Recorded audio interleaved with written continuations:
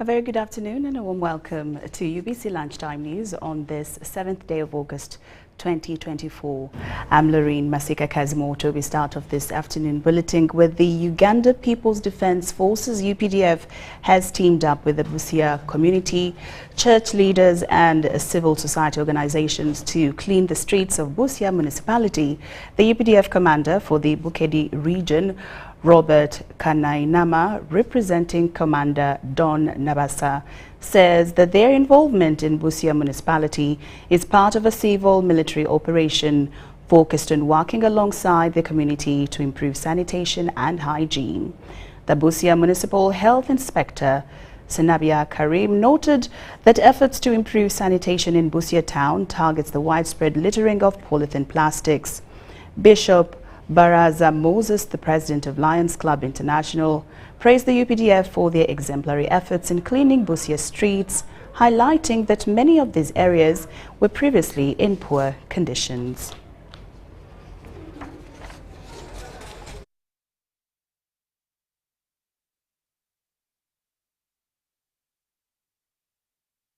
Cleaning, we also need to talk to people, to tell them that they also need to keep where they're working clean.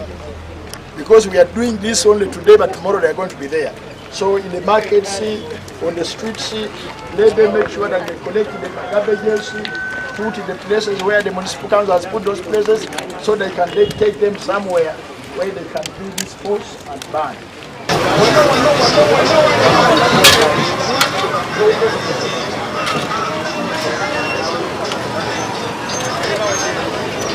As the UPDF in the Constitution 209, it gives us the mandate to give back to the community, whereby we liaise with the community and we offer to them as a token of appreciation. Since we come from the community, we always come and give the service of cleaning. We clean with the community, to them to maintain, and we call upon also the district leaders to also come in and mobilize the community and show them what to do. This has been an example from the UPDF, and we call upon them that unhealthy mind.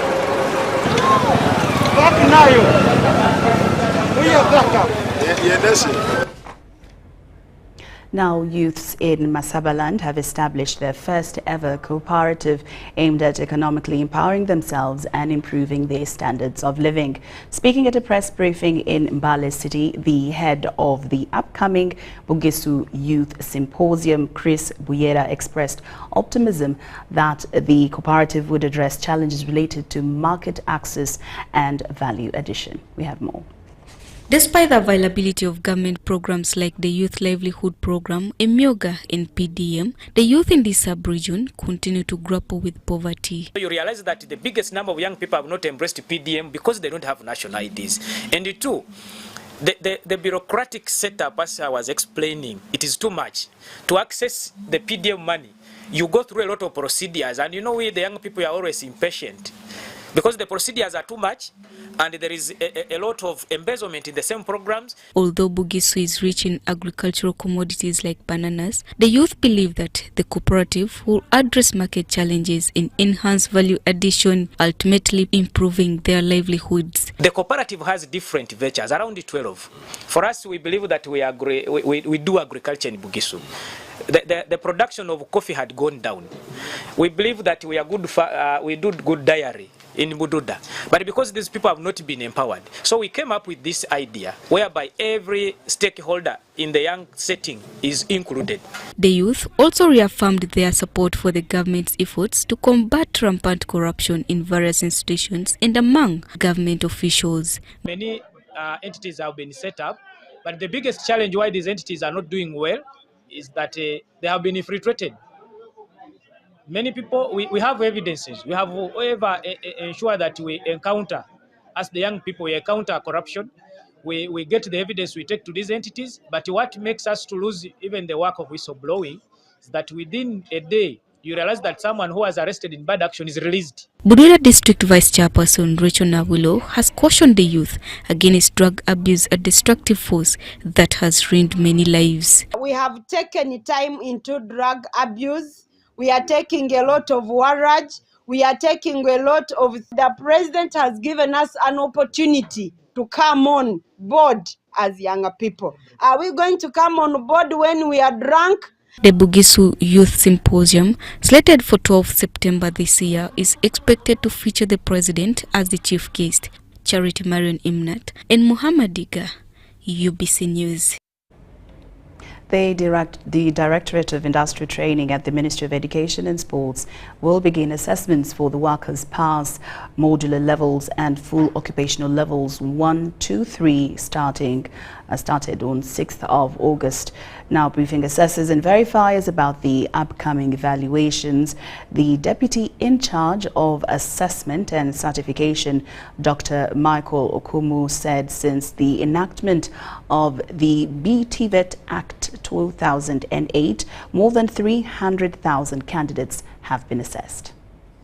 10,791 candidates from 150 sitting assessment centers countrywide will undergo the work pass, full occupational level 1, 2 and 3 and modular assessment.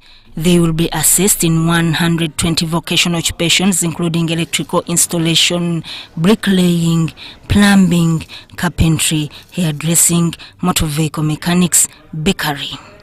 The Deputy Director in charge of Assessment and Certification, Dr. Michael Okumu, says over 800 assessors and verifiers have been deployed to evaluate the exercise. The warning that we have for them is to be trustworthy, do not demand money from the assessors, from the centers, because the centers actually have paid us the money for registration, and we use this money to pay the assessors. So there is no need, since we facilitate them to go to the field, there is no need really to ask for some money for support. So far, assessors are to be retooled to be able to match the world of work. And safety is very critical during assessment, and entirely for the TVET. Vocational training requires that it is safety first. So even when we are conducting assessment, it is safety first. So they must observe all safety regulations which are in place in the workshops, and all assessors are well versed with this because we deploy assessors according to their occupations. The Principal Qualifications Officer Johnson Tuliam Simira calls on assessors to be vigilant in the field. My emphasis majorly to the assessors under competence-based education and training, the assessor means a lot. So once an assessor brings results that are credible, then it means that we shall have succeeded. In addition, I talked about time management. Time management is very critical because assessors, especially like during a practical session, they need to be there at least 1 hour before the assessment to ensure that the assessment materials are in place, the workshops are well organized, then they begin the assessment. Ministry of Education and Sports introduced the assessment system to include artisans in the informal sector to the formal skills so that they can compete in the world of work. Sudat Kaye and Henry Muganga, UBC News. UBC Lunchtime News now, and more news this afternoon. During a mass sensitization campaign with religious leaders in Kakumiro District Chairperson Joseph Sentai highlighted the benefits of the presidential 4-acre model farm initiative. The model is a solution to mitigate land disputes among communities. Take a look. The district chairperson thanked President Yoweri Kaguta Museveni for initiating the model to help rural communities maximize the use of small plots of land. Called on religious leaders to encourage congregations to embrace it. The community could come in our homes and study. It is not a matter of preaching it, but also practicing it. When people see Chairman LC5, I have done it, it will be easy for a person whom I'm telling to do it, easy for him to also to do it. So I'm calling upon my fellow local leaders, LC1s, at all levels, also to practice the same. Is having hectares and hectares of maize without any other crop like matoke or livestock. But now, at this moment, the government has come with the system that at least we use our pieces of land the way they are. If we are having 4 acres, divide those 4 acres in 2 pieces. You will have livestock this side, you have poultry, you get piggery, you grow maize, you grow beans, you grow matoke, coffee, like that. This will not only help the households to have enough food, but also to have enough income in their homes. Senior mobilizer for National Resistance Movement in Bunyoro Chitara, Harriet Habura, devises utilizing available raw materials to implement the model. It's not a guarantee that you need to have 4 acres in order to do this. Even that person who has 1 acre can also practice it by doing the same. When you divide a 1 acre, that means you'll get 4 quarters of an acre. Having expensive materials to use, the locally available materials that we can afford to be able to have our program. The 4-acre model farm is a presidential initiative that trains rural farmers to use their small plots of land for food production and commercial farming. Residents of Makindye Division are encouraged to apply and utilize the remaining 2 billion shillings from the 4 billion allocated to their division before the funds are returned to the National Emyooga Secretariat. This funding is part of the 16 billion shillings the government has allocated to the 5 divisions of Kampala under the Emyooga initiative. A joint monitoring team including NRM leaders, the Deputy RCC's office and Makindye KCCA technical staff recently met with the Makindye Buziga Women's Entrepreneurs Circle in Buziga Parish.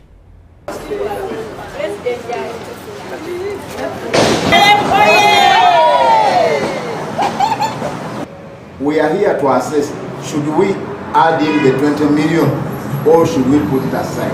But what I've seen here is there is some encouragement. If I were to give marks, you've scored my 51%. Wow. He has confirmed that you deserve to get the 20 million. Wow. Okay.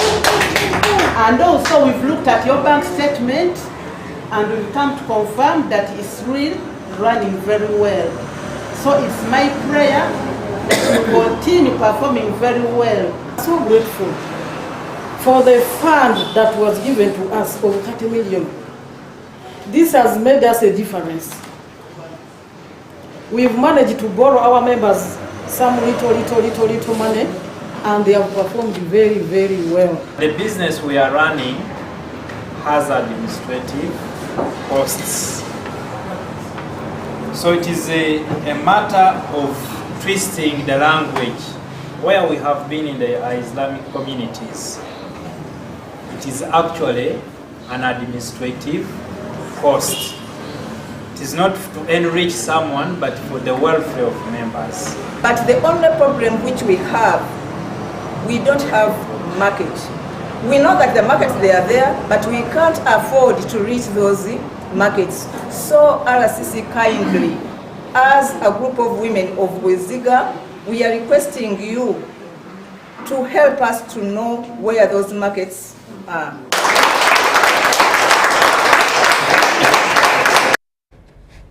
Now UBC Lunchtime News takes a very short break, but we do return with more stories. Don't move an inch.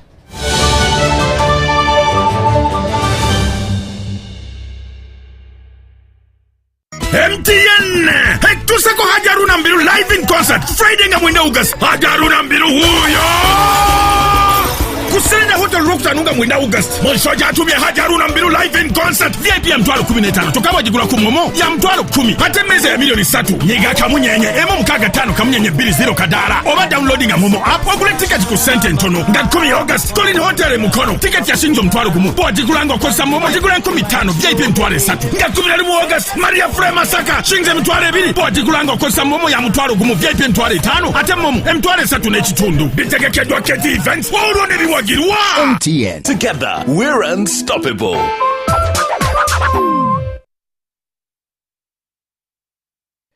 Uganda, are you ready to kick things up to the next level? The Uganda National Lottery brings you Sports Stake 10. Predict the results of 10 football games and win big. With tickets at only 500 shillings, join the fun and make your predictions count with Sports Stake 10. Sports Stake 10, your ticket to football glory. Uganda National Lottery. Dream, play, win. Participants must be 18 years or older. Play responsibly. The Uganda National Lottery is operated by Ituba Uganda and regulated by the National Lotteries and Gaming Regulatory Board. Uganda fire! Endiva fire! Ababoda fire! Uganda! Thank you for showing your fire! Has Nabole Stadium opened its doors once again? Fire! While you were moving in wet, you were the 12th player. When Uganda Cranes needed you the most. Fire! Through our famous wins and our unlucky losses, you stood firm, supporting even louder. Fire, fire. Now, as Uganda Cranes take on South Africa and Congo this September, South Sudan in October, and play our second legs against South Africa and Congo in November, bring even more fire! Because with your support, Uganda Cranes is unstoppable! Uganda fire! Proudly brought to you by MTN, the #1 supporter of Uganda Cranes. Together, we are unstoppable.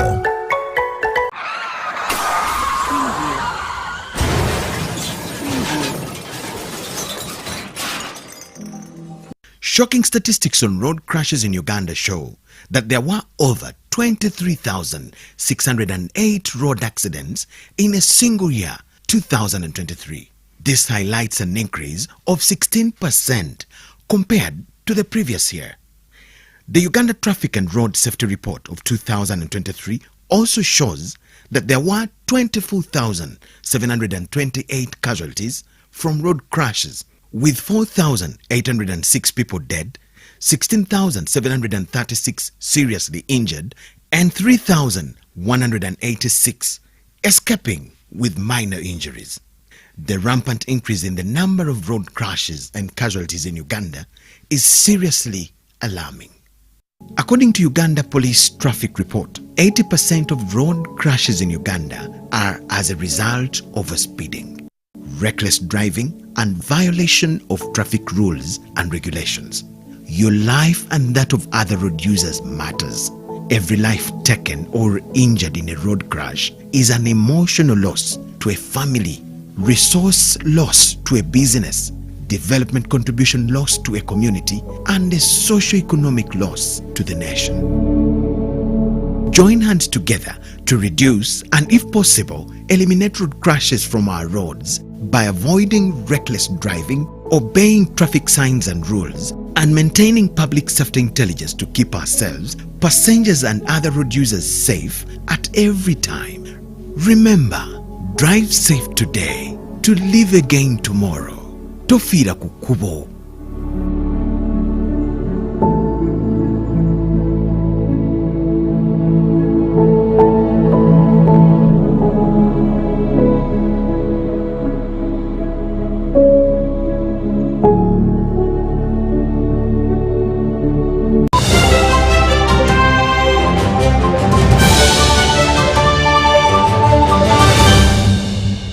Welcome back from that break, and we're glad that you're still with us this afternoon.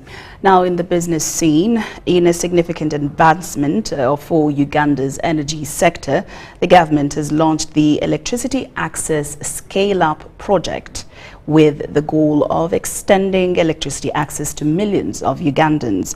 This major initiative is set to enhance power accessibility across the country and will continue until July 2027. The project is backed by a substantial investment of $638 million from the World Bank.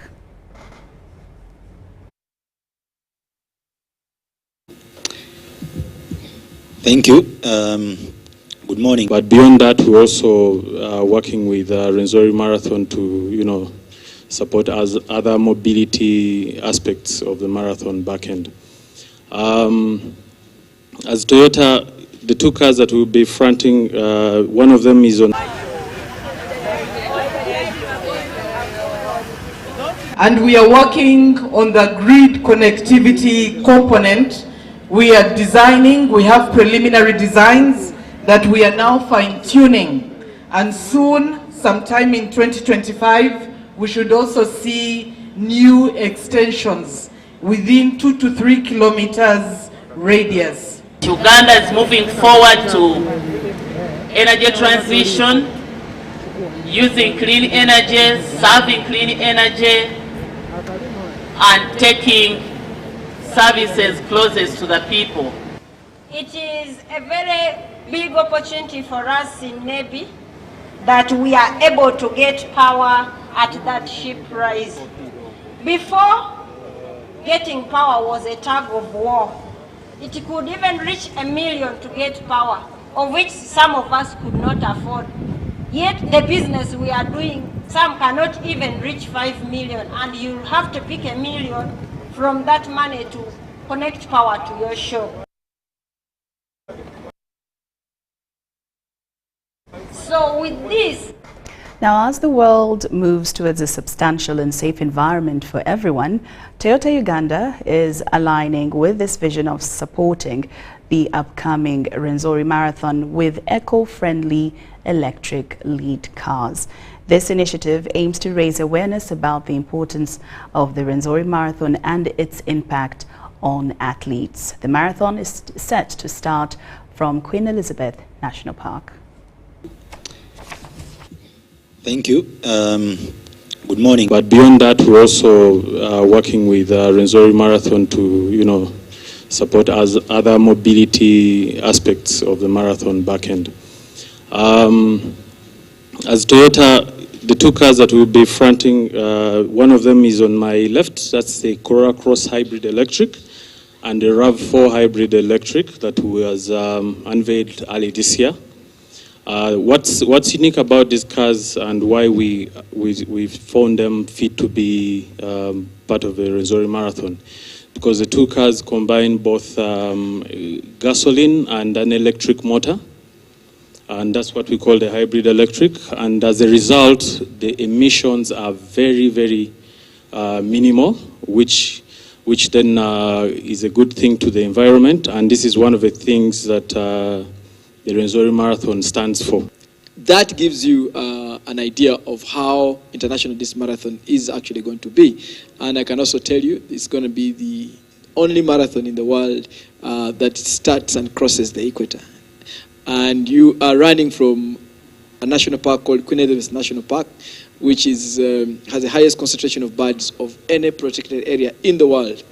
And as you run towards Kasese, on the right, far right, you'll be seeing Lake Chikorongo, you'll be able to see Lake George, and you're running towards Africa's highest block of mountain ranges called the Rwenzoris. The Rwenzoris have 16 mountains. Out of the 16 mountains, 5 of them are among the top 10 highest points on the continent. Of these runners, and that is the only way we can also create impact.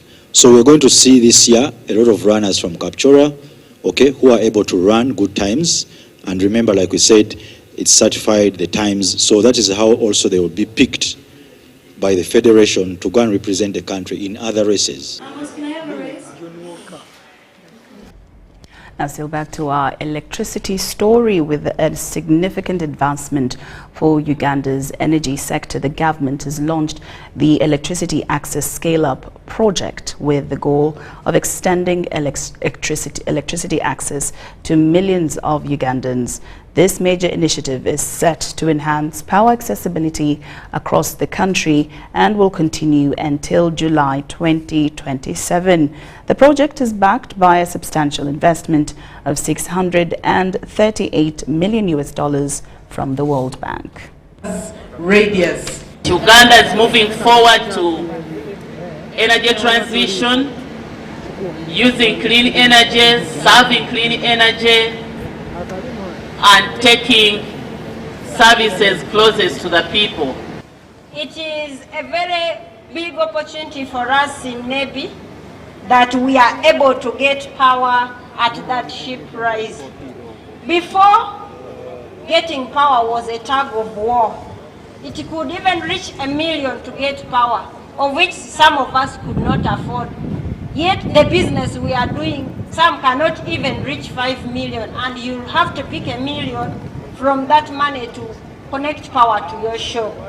So with this, we are really very glad we received power, and from there, I can have a very big testimony that my benefit from the business has really increased. We are encouraging productive use of electricity.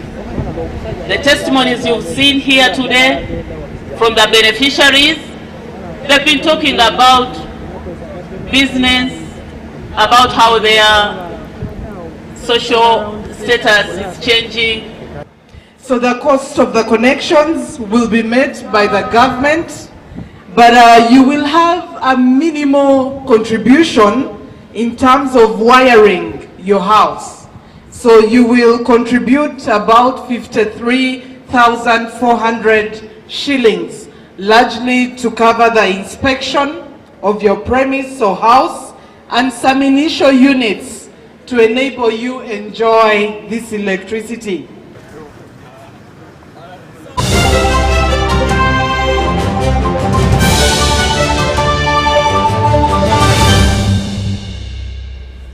Now into some international news this afternoon. There is a report of a serious monkeypox outbreak in eastern DR Congo. Dr. Sunday Aremu Omilabu, Professor of Medical Virology with the College of Medicine at the University of Lagos and Director of the Central Research Laboratory at Lagos University Teaching Hospital, discusses the monkeypox outbreak with our health correspondent. The World Health Organization says a more virulent and deadlier form of the disease found in Congo, Clade 1b, is spreading beyond its borders. Over 4,200 cases have been recorded in 10 African nations, including Burundi, Ghana, Kenya, Nigeria, Rwanda, and South Africa. Mpox, formerly known as monkeypox, is a virus that causes fevers, headaches, and muscle aches, as well as painful boils on the skin. It spreads from person to person through close skin-to-skin contact.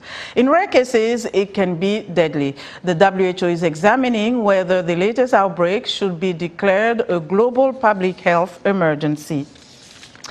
Joining us from Lagos, Nigeria for more insight is Dr. Sunday Aremu Omilabu, Professor of Medical Virology with the College of Medicine at the University of Lagos and Director of the Central Research Laboratory at Lagos University Teaching Hospital. Professor Omilabu, thanks for joining us. How concerning is the ongoing Mpox outbreak in Africa? Thank you for having me.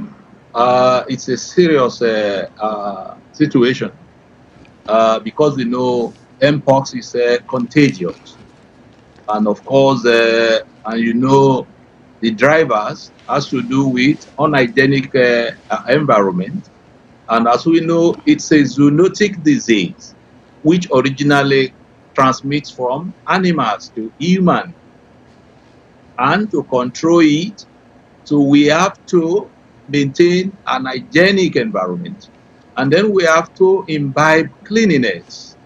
Hand washing will prevent transmission, and then of course we know it causes eruption on the skin, and a few days after you can see fluid coming out of the blisters that form.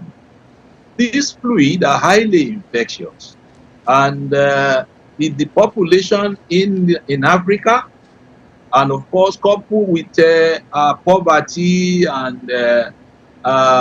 the overpopulation in some cases, so it's difficult to control transmission. So efforts must be put in place to stem it. We know the cause, it's the virus, the pox virus, which after containing smallpox is the next pox virus. Now, in more international news, U.S. Vice President Kamala Harris has announced Minnesota Governor Tim Walz as her running mate. That was on Tuesday, capping off a whirlwind sequence of events since President Joe Biden endorsed her to be the Democratic Party presidential nominee less than 3 weeks ago. Harris and Walz will kick off a 7-state trip to some of the biggest battleground states in the election. The highly anticipated announcement has been made. Vice President Kamala Harris has selected Minnesota Governor Tim Walz as her running mate. Tim is a battle-tested leader who has an incredible track record of getting things done for Minnesota families, Harris said in a statement. I know that he will bring that same principled leadership to our campaign and to the office of the Vice President.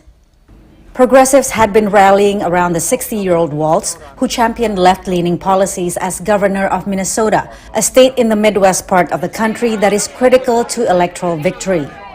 The former U.S. Army National Guard member and teacher is seen as appealing to rural white voters. A progressive who's been able to win rural red conservative districts, who's been able to win across Minnesota, even in the non-progressive enclaves, who is somebody who owns a gun and fought and you know, was a combat veteran and is born in Nebraska. And so it's somebody who understands Middle America. In November, Harris and Walz will go against Republican nominee former President Donald Trump and his running mate J.D. Vance. Tim Walz's record is a joke. He's been one of the most far-left radicals in the entire United States government at any level. But I think that what Tim Walz's selection says is that Kamala Harris has bent the knee to the far left of her party, which is what she always does. Even before the Harris campaign formally announced Walz as her pick for vice president, the Trump campaign released a statement calling him a dangerously liberal extremist. Walz recently raised his profile as an effective attack dog against Trump and Vance, calling them weird. He has 3 months to introduce himself to American voters. I don't know too much about him. I'm going to learn about him now that I know what she takes. Harris and Walz will set off on a tour across key battleground states, beginning with Philadelphia, Pennsylvania, Tuesday evening. And thousands of Venezuelans have been protesting following allegations of the July 28th presidential election result that was rigged. They claim it was rigged. The government-aligned National Electoral Council certified the vote for President Nicolas Maduro, securing him a third 6-year term in office.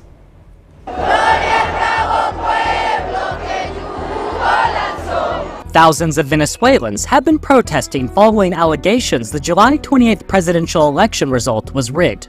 The government-aligned National Electoral Council certified the vote for President Nicolas Maduro, securing him a third 6-year term in office. But independent exit polls and opposition tallies show that opposition candidate Edmundo Gonzalez of the Unitary Platform won. The government has responded to credible allegations of voter fraud by spreading conspiracy theories and attacking the opposition as extremist.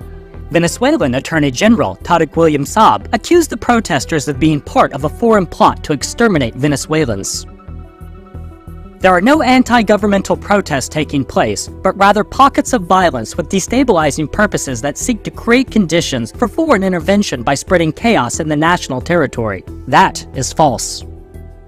The opposition leader, Maria Corina Machado, called for peaceful protest after the government declared victory for Maduro.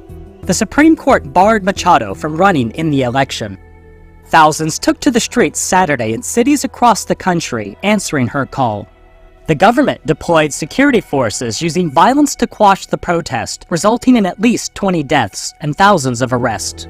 Initially peaceful, the protest turned violent after a crackdown by security forces. The ranks of the opposition swelled following years of economic mismanagement that has impoverished Venezuelans, driving millions to leave the country. Many poor and working-class Venezuelans, who previously backed Maduro's left-wing populist political ideology, now support the opposition. The opposition has published nearly 82% of the precinct-level vote tally sheets online. The tabulation of those results shows Gonzalez won with 67% of those votes, compared to 30% for Maduro. Brian Nicholas, U.S. Assistant Secretary of State for Western Hemisphere Affairs, said there are not enough votes left in the remaining tally sheets for Maduro to overcome such a deficit.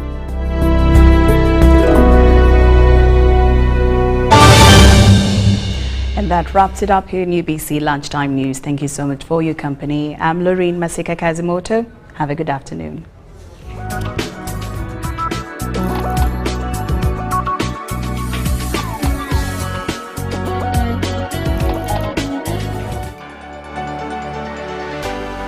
UBC, inspiring Uganda.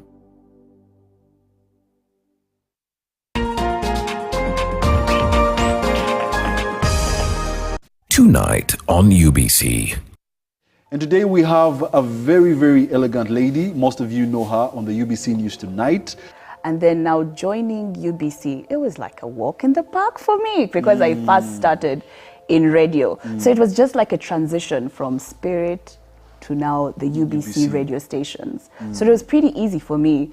And I didn't really have a lot of jitters. Like it was easy because first of all, radio, you're just speaking to the microphone. So it kind of prepared you also for the TV role that you're playing today. Yes, exactly. Okay. Only that it was TV is more serious. I see what Radio was, just let your hair down kind of thing. TV it taught me to be, more confident, more serious about things that are happening in the country, worldwide, etc.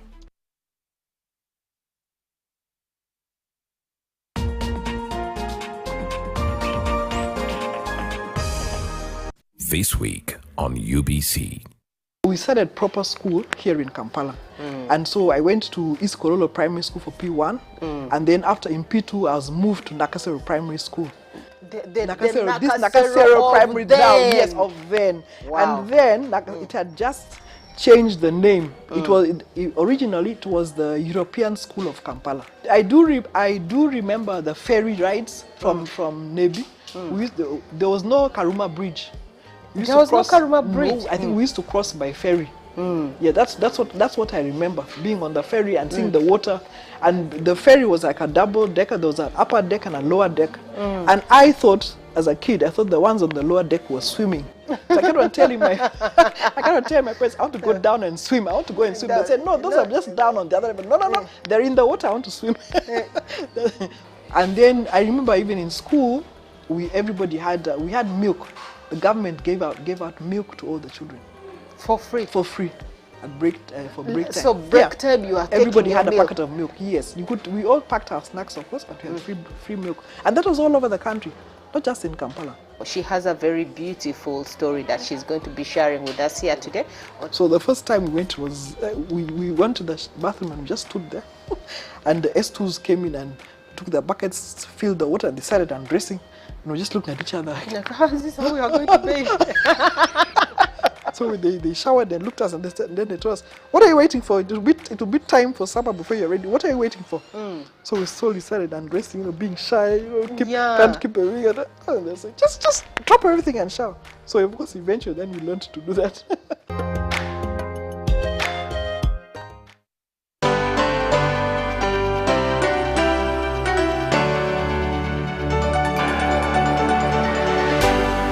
UBC, inspiring Uganda.